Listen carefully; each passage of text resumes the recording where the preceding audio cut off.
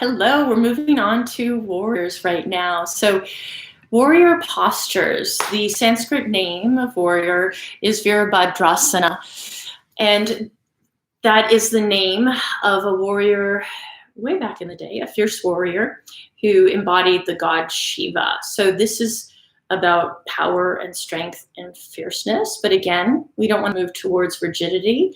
So if you think of someone ruling with an iron fist, that's not what we want, right? We don't want to rule our body with an iron fist. We want to find power and strength. And also there's a sense of benevolence in that. So we're fierce warriors, but we're also kind to our bodies.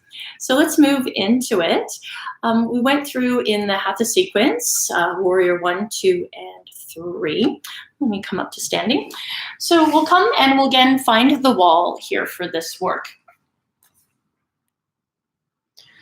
So coming to a wall, and we'll take a big wide stance and bring, let's take I'm facing this side, so I'm going to ask you to take the right foot, but if it makes more sense to use the left foot, that's okay too. Back up here. So we'll take that foot and place it parallel and push into the wall itself. Great. Now the legs are said to be wrist distance apart from each other when you straighten the arms here. So like that painting of the man in the circle, which is very interesting. And the hands to the hips. So in warrior, we're going to go with warrior 2 first, because believe it or not, it's actually a little bit kinder on the body than a warrior 1 per se. We're turning the left heel in, or whichever side, and turning those toes out at an angle. At an angle from the wall. So we have that right foot parallel to the wall, pushing into the wall, and then we have the left foot perpendicular to it. And you have that stance, which is approximately wrist distance apart when those arms are outreached. Now that you're here, the work here is to center the pelvis, but that can do a heck of a number on your SI joint. So you're still in the pose, even if your hip is a little asymmetrical or a little turned. So don't feel you're not a good yogi if you're not coming to these extreme alignments. Those extreme alignments in the poses were done without concern for the therapeutic aspect or how it's impacting the body. It was really just about melting down the body as a sign of like alchemy, changing this tissue into something else. The ancient yogis burned their birth certificate. So they weren't taking care of the body. That was not their focus, just to get that across. But today our focus is different. So as you're here now, think of spinning that thigh in an external rotation. So that outward leg that's away from the wall, you just want to spin it and turn it externally. So we're awakening that spiral line, this time in an external position. And then bend into the knee. And ideally, we want to stack the joint, the knee above the ankle. Your knee can absolutely go forward. I didn't break my ankle. Everything is okay. So again, there's lots of things that I say that are considerations. But so we stack the knee above the ankle, yes. It doesn't mean that the body can't go further. It absolutely can. It's really good to train that mobility. And in some of my classes, when I do focus on mobility, I'll do some knee circles and things here. So we aim for that stack, but it's not bad to go further. What is not so great in the pose here is see how far forward I am. And that's, again, is okay for the body. We can reach, we can do all sorts of fun stuff. But for the pose itself, we want to stack the ribs right above the hips. And ideally, those hips are square to the side. Again, take that with a grain of salt. The stance with the feet, we want a heel-to-heel alignment. So you're going to find that a little bit more wider stance, which gives us space for the hips and not that teeter-totter swaying. And the narrowness of that stance is a little more challenging, even more for the pelvis. So the wider stance is a little bit better. Once we're here, stack again, bringing the hands to prayer, and really have a sense of turning your shoulders to face the same direction as your pelvis here. So ideally, you're thinking of your spine being in one straight line, and it's the legs that are doing all the crazy stuff. Like if my legs were under a desk, I would seem like, oh yeah, everything is normal, and the legs are doing all this wacky stuff. So think about that.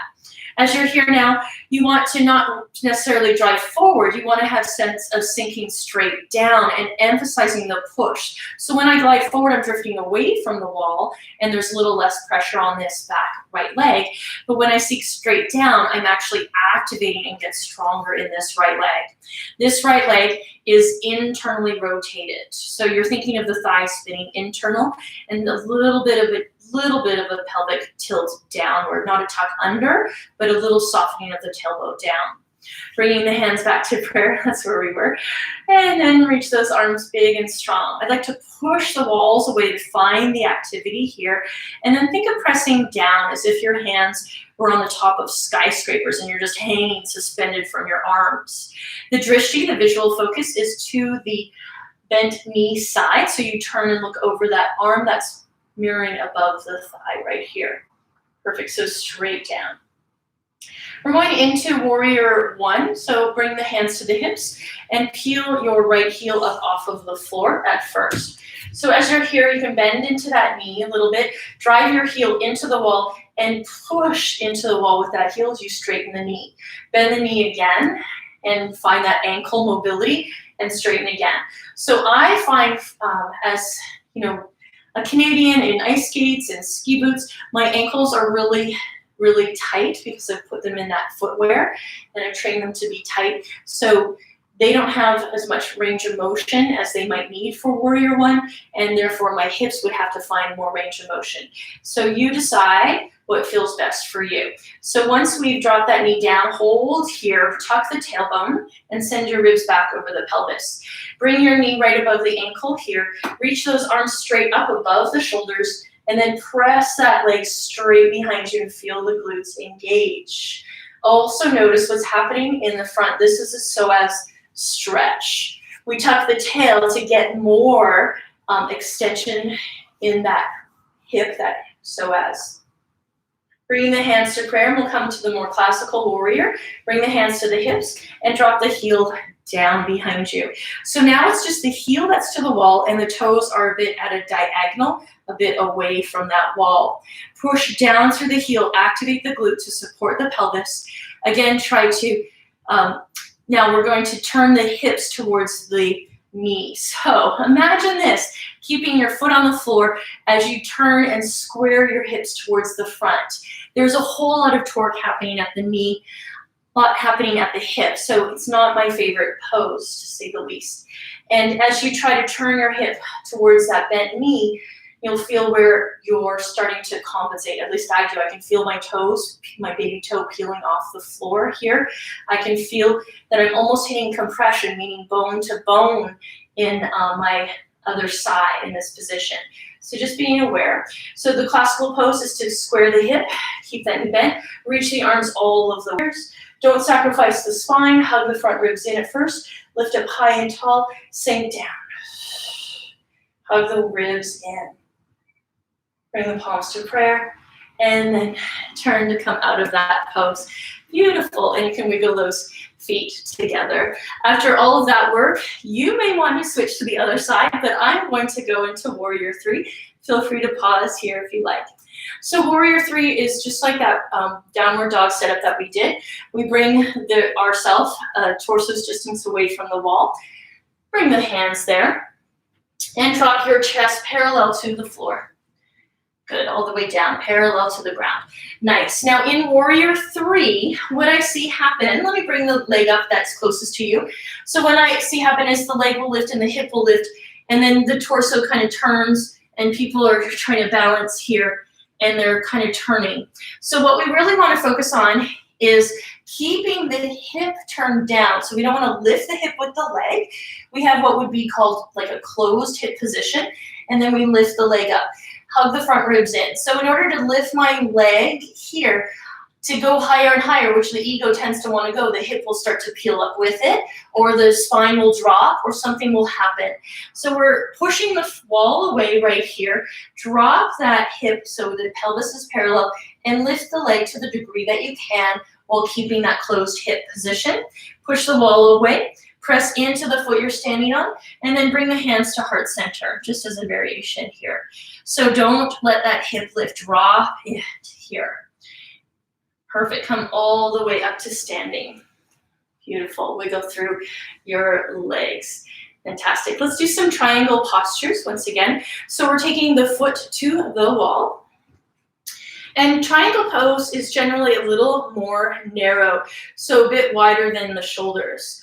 It's personal preference, so if you feel you're more comfortable wider, you can go wider. Classically though, it's a bit wider than your shoulders. So we have that one foot against the wall. We once again turn the other foot away, find heel to heel alignment. Now with triangle pose, the knees are staying straight and we're aiming for no bend, but there's going to be a micro bend so we don't hyperextend the knee into the pose. What you can do with your block in this posture is to tip it onto the side, and I don't have a mat under me, but what you can do is you tip the block onto the side and squeeze the calf muscle to that block. Let me try it on my little rug here. Yeah, so you want to push into that block, and that way you're activating through the knee and you're not going into hyperextension, you're staying in strength. So I'm going to leave that block there, lift up. Now the pelvis is going to move first. You want to think of this the outside, or in my case the left side, sliding underneath your belly button. So you're moving the pelvis first and finding the opposite of that neutral we've been looking for so long, and tip it. Take the left arm, reach with your underarm, reach, and almost bring your torso parallel to the floor. Now, if I don't have the range of motion to drop my torso down, then that's okay, you can stay here. But what tends to happen is people will start to turn in order to drop down. People will also start to drop their shoulders instead of moving at the pelvis. Please come upright again, bring your hands back to the pelvis. Hands, fingertips are pointing straight forward. Move the pelvis first. Reach with the arms second. Bring your spine almost parallel to the ground, then land your hand. Now, variation without the block there, push your shin into the palm, and that way you're again active in the legs. Take the opposite arm up your side, your chest is facing to the side, your pelvis is turned towards the side, open up through the hip here, and externally rotate that left leg in this case, internally rotate the right leg. Beautiful, dropping down. You can also, I like to bring the hand behind the head, double your chin, push the head back, elbow high to the ceiling, and finding your child's pose in your spine, just a hint, so it comes out of back bend and into actual neutral. Press down through the feet. Feel as if you're pulling your feet towards each other. You can also do that in the warrior stances. I forgot to mention that. Push the feet down and activate that way. And now take that right hand up, if that's the arm you're working with. Lift, reach to the ceiling as if you're pulling yourself up from the sky and come all of the way up. Bring the hands to the hips, turn your toes forward, and step underneath the pelvis. Pause and breathe. I hope that was good. If you're looking for any more information, I would love to see it in the comments, and I can always add on. Great, so that was warrior and triangle pose. Thank you.